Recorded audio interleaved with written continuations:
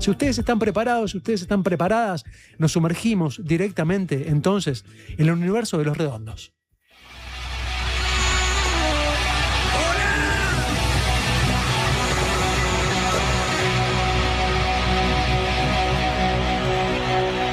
Hola, paisito, ¿cómo anda?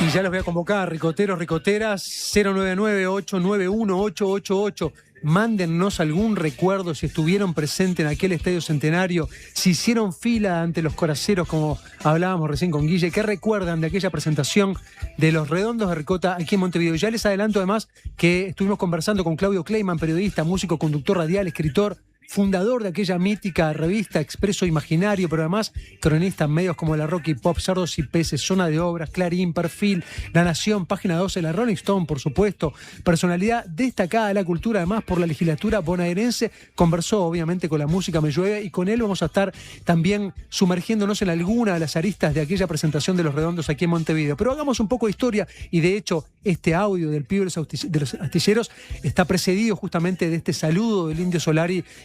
Buenas noches, paisito. ¿Por qué? Porque hace exactamente un cuarto de siglo atrás, el 22 y el 23 de abril del 2001, la banda argentina Patricio Rey y sus Redonditos de Ricota, los provocadores del pogo más grande del mundo, según ellos mismos se autoproclamaban, llegaban por primera vez al Uruguay para presentarse en el Estadio Centenario, el único destino donde tocarían fuera de la Argentina. Ese es un dato enorme. También lo mismo sucedía con Sumo, ¿no? Cuando vinieron a tocar en el Montevideo Rock en aquel 86, era el único destino que Sumo llegó a cursar por fuera de las fronteras argentinas. Y eso, además de ponernos en un país vecino, nos pone en un país también rockero, ¿no? O sea, claramente se recostaban de este lado por la proximidad y también por la seguridad que promete Uruguay, ¿no? Históricamente venían de alguna manera también a refugiarse, y eso es lo que hacía el Indio Solari. La elección tenía varios argumentos, pero el primero quizá era que Montevideo les permitía tomar distancia de los conflictos destacados en torno de River Plate, eso que hablábamos con Guilla hace un rato, ¿no?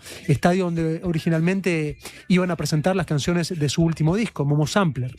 Aunque todavía le restaba un último concierto, ustedes recordarán, en agosto de aquel 2001, se presentaron finalmente en el Chateau Carreras de Córdoba. Pero la de Montevideo fue una de las más intensas despedidas.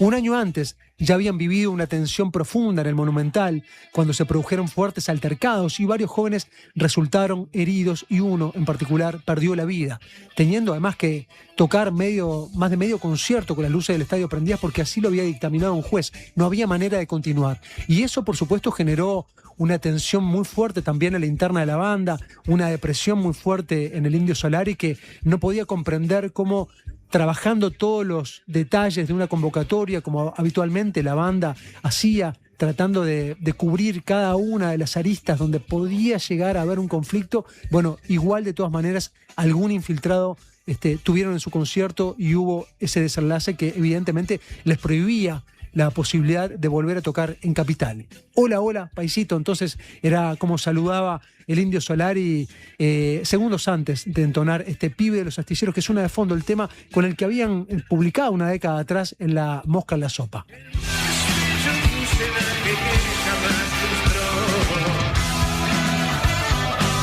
Y no sé si prestamos atención, vamos a tirarlo de arriba de nuevo, si podemos, si no les complico, vamos a tirarlo de arriba, porque tiene unos detalles de ajuste de la letra además.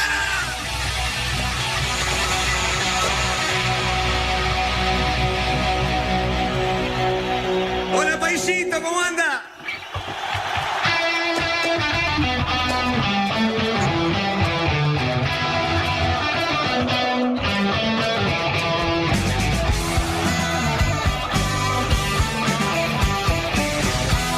Este podría ser un riff histórico de esos que vamos a estar hablando hoy también con Nacho Riff, pero escucha la letra.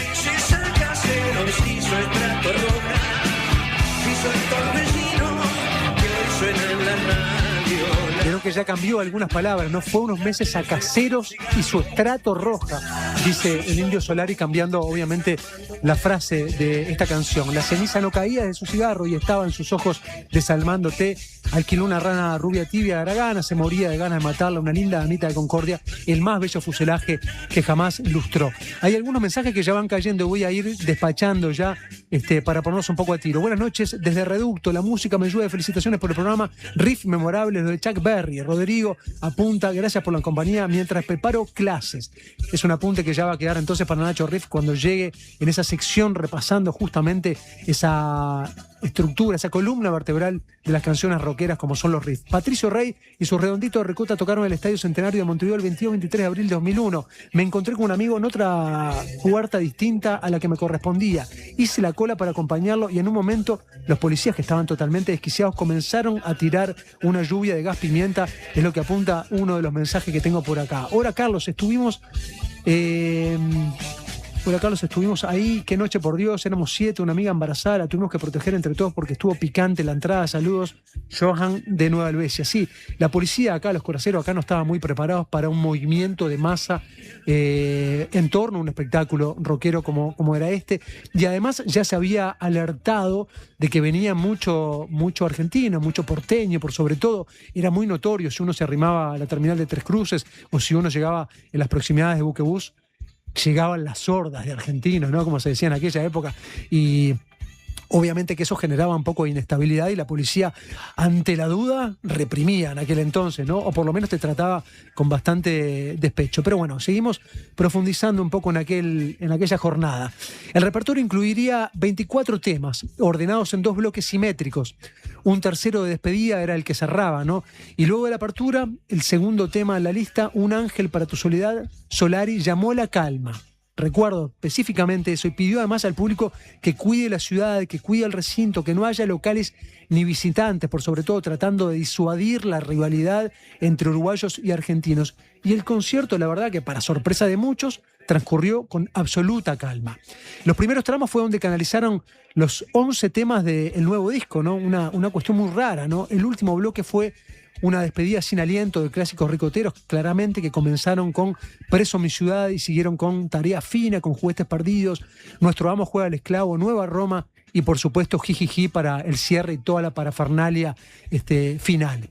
En ese último tramo, de hecho segundos antes de Juguetes perdidos, el Indio dedicó la canción, recuérdenlo, a Walter Bulacio, ¿no? Cuando se cumplían además días atrás, se habían cumplido 10 y 10 años de su detención, tortura, muerte a manos de la policía en la entrada de aquel concierto de obras sanitarias del 19 de abril del año 1991. O sea que estamos yendo una década atrás y eso obviamente que estaba sobre la mesa y era una preocupación latente. Pero lo más fresco era lo que yo les contaba, ¿no? En el 2000, cuando Los Redondos se presentaron en el Monumental de River, ahí perdió la vida alguien que estaba dentro del campo de juego y eso desató toda una preocupación interna de la banda y por eso se negaban a volver a tocar en Buenos Aires. Aquel fue un caso emblemático, el de Bulacio, ¿no? De brutalidad policial que llegó incluso hasta la Corte Interamericana de Derechos Humanos.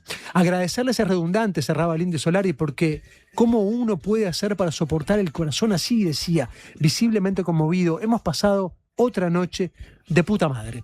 Entonces, vamos a presentar a Claudio Kleiman, periodista argentino, periodista, no solo periodista porque ya tiene una carrera musical bastante grande. De hecho, él llegó a tocar con Los Redondos de Ricota en los principios de la banda. Es un legendario conductor radial, escritor, fundador de la mítica Expreso Imaginario, pero además ha sido parte de una enorme cantidad de revistas. Él escribió en aquel entonces para La Nación, también publicó para la Rolling Stone y de hecho hay un par de crónicas que fueron después parte de un texto que publicó sobre distintos conciertos de Los Redondos, un texto colectivo que aborda las presentaciones justamente de la banda en distintas partes de Argentina y por supuesto también este concierto de cierre de su recorrida aquí en Montevideo. Si les parece, vamos a charlar con Claudio Kleiman. Fue casi la despedida con gloria de Los Redondos, porque fue, obviamente que no lo sabíamos, ni ellos mismos lo sabían, pero bueno, estos 2 shows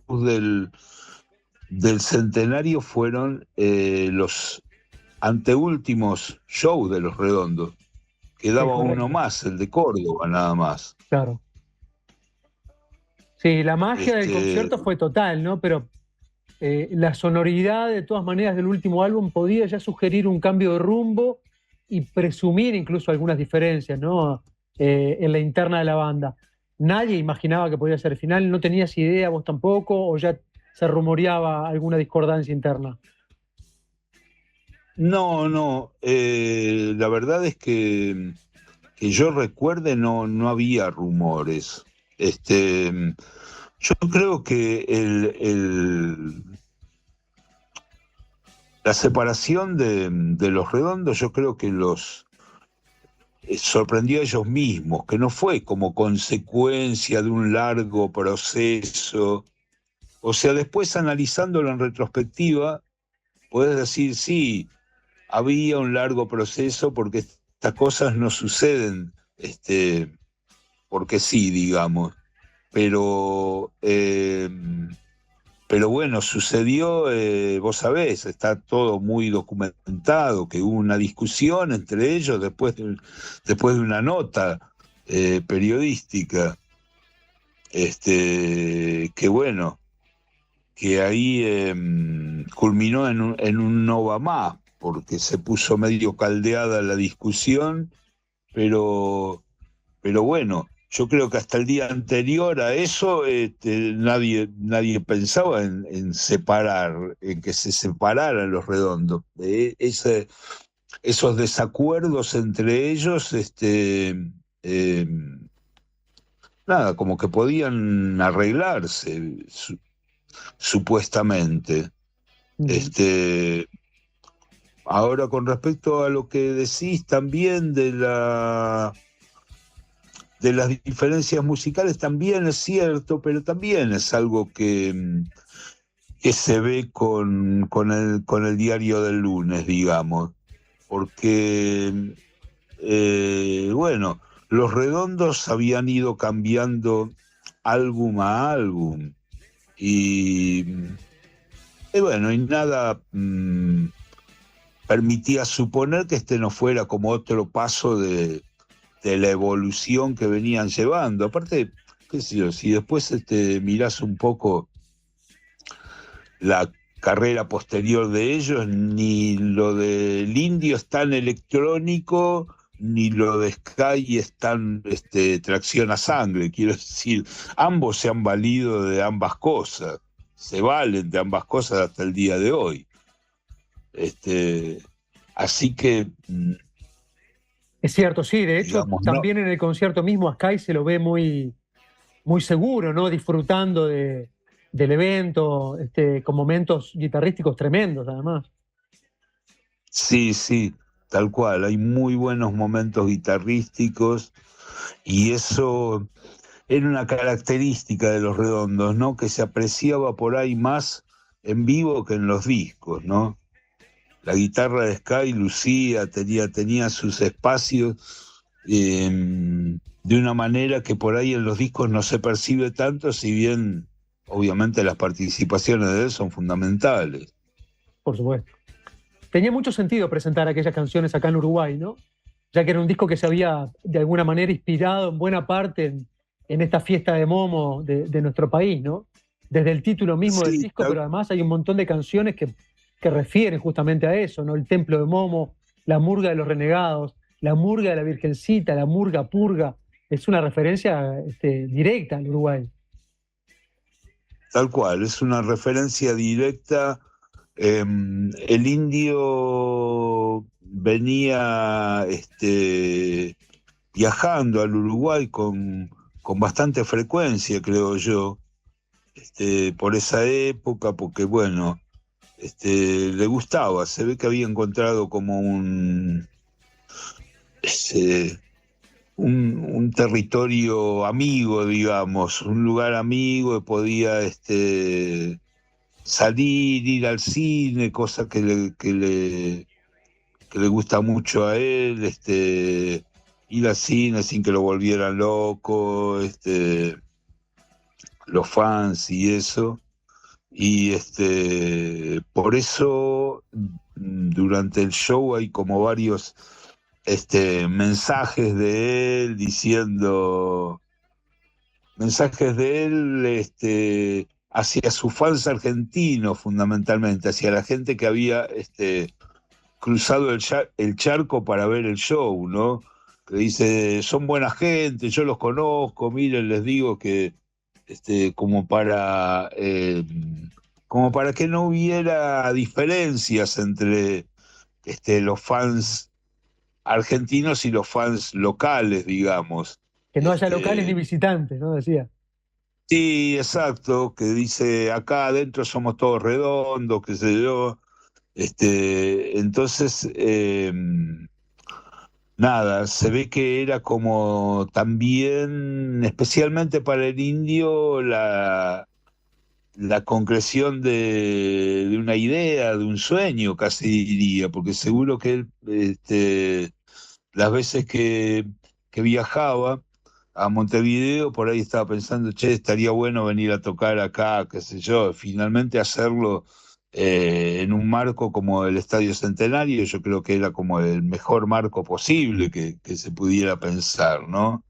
Y, y bueno, en cuanto a lo que vos decías, también sí, el Uruguay había influido claramente en la lírica de ese trabajo, no tanto en la música. Hay alguna referencia musical, digamos, pero hay que buscarla ahí con cierto detenimiento, pero claramente en la lírica está la inspiración fundamentalmente del carnaval, porque como bien decías, hay varios temas que se llaman murga de, este, Sí, es verdad, no se ve tan reflejado la sonoridad del álbum, pero sí en la referencia lírica o textual, ¿no? sí, Eh, sí, tal cual. una curiosidad de aquel concierto es que tocar 11 canciones de un disco no es un gesto muy habitual para un concierto de estadio, ¿no? Está bien que igual el ricotero estaba deseoso de escuchar algunas canciones de lo nuevo, pero no era tan habitual que se expusiera todo el trabajo reciente. Y ellos tocan las 11 No, canciones. no, no, como bien decís, no era habitual para nada, especialmente en un show de estadio, ¿no? Es un gesto, bastante jugado, pero, pero bueno, qué sé yo, los Redondos estaban en la situación de poder hacer lo que quisieran, y yo creo que, eh, de alguna manera había como una especie de, no diría rompimiento estético, pero había como una movida estética bastante audaz con respecto, este, a lo que venían haciendo. Ya, bueno, el anterior, viste, Último Bondi a Finisterre, tenía un poco de programaciones y de electrónica, pero digamos que este era decisivamente más, como más transgresor con respecto a la estética redonda, más tradicional.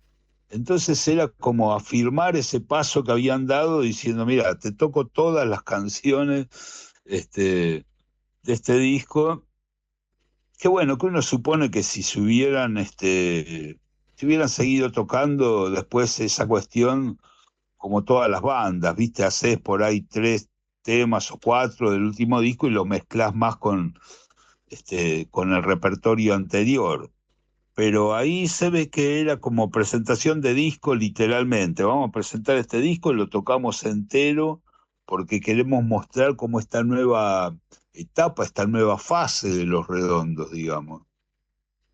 Claudio, para entender un poco el concierto y también la elección de la sede, más allá del vínculo del Uruguay y este refugio que el indio encontraba en Montevideo, venían de un antecedente bastante complejo que fue la presentación del año anterior en River. Por tanto, repetir un concierto de la envergadura del POG más gigante del mundo, de Los Redondos, de vuelta en el Monumental, era una cosa muy, muy riesgosa, muy compleja. Sí, impensable, te diría. Este, ya yo creo que después de esos incidentes, en el Monumental, eso como escenario quedó descartado, ¿viste?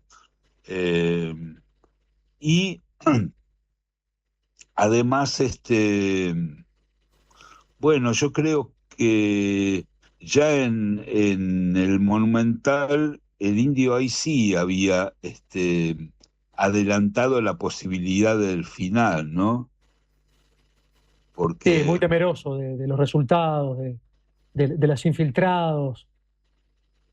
claro, recordemos que mataron un tipo en uno de los shows del Monumental y eso fue un golpe muy fuerte para ellos, ¿no? No me acuerdo ahora las palabras, pero me acuerdo que el Indio desde el escenario, cuando medio que se enteró de esa cuestión, como que dijo que dio como una voz de alerta, como que eso se terminaba o se podía terminar, ¿no es cierto? Para que quede claro, no es el caso de Walter Bulacio, que es en las afueras. Esto fue otro incidente dentro del predio mismo, del campo, que hizo que además la mitad del concierto siguiera con la luz encendida, ¿no? Claro, sí, sí, sí, tal cual. No, no, lo de Walter fue otra cosa que, bueno, como se sabe, lo agarró la cana ahí en las inmediaciones del estadio, pero esta no fue una muerte provocada por la policía para colmo, ¿no? Este, y fue, como bien decía, sí, dentro del estadio. Entonces, bueno, eso planteaba como no sé, una disyuntiva, bastante heavy, ¿viste? A un tipo tan sensible como el Indio, bueno, y a todos, ¿viste? Era como un poco, ¿queremos seguir haciendo esto? ¿Vale la pena? Porque, nada, no olvidemos que fundamentalmente un grupo de música, ¿viste? Claudio, para Es ir cerrando y también una manifestación liberarte, artística. por supuesto. Eh, para ir cerrando esta charla, ¿recordás algún momento luminoso del concierto en particular, algo que te cautivara en concreto de aquel concierto 25 años atrás? Eh, Tendría que revisar un poco mis propios escritos, pero me acuerdo que ya acercándose como la última parte del concierto, que aparte fueron dos conciertos y yo creo que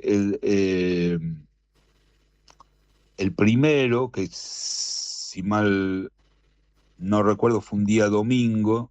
Sí, El primero fue más emotivo, porque era así con el estadio al recontrapalo. y fue la fecha más llena, es verdad. Sí, la otra fue día lunes, que era un feriado, pero de todas maneras no era lo mismo. Ese fue como especialmente emotivo y bueno, como la última parte del show donde hacían algunos de los himnos, clásicos de Los Redondos, ya había dejado atrás la parte de presentación del disco, con temas como Todo un Palo, por ejemplo, tenían una fuerza y una emotividad impresionante, porque, bueno, nada, cuando uno vuelve a ver las grabaciones o las filmaciones que hay, se da cuenta que los Redondos, más allá de la mística, eran una tremenda banda en vivo. Lo que sonaban, esas canciones, era magnífico realmente. Claudio, te agradezco muchísimo la charla, seguiría horas evocando aquel concierto, pero quiero liberarte también. Muchísimas gracias por este encuentro, te mando un gran abrazo. No, un gusto siempre hablar con vos, Carlos. Va un gran abrazo para vos y bueno, para toda la gente de ese paisito que yo quiero tanto. Hace 10 años ya, 10 años. Y los asesinos están sueltos y está el cariño genuino de la abuelita y de los amigos. Por eso teníamos ganas hoy, sin más palabras, dedicarle este tema a Walter.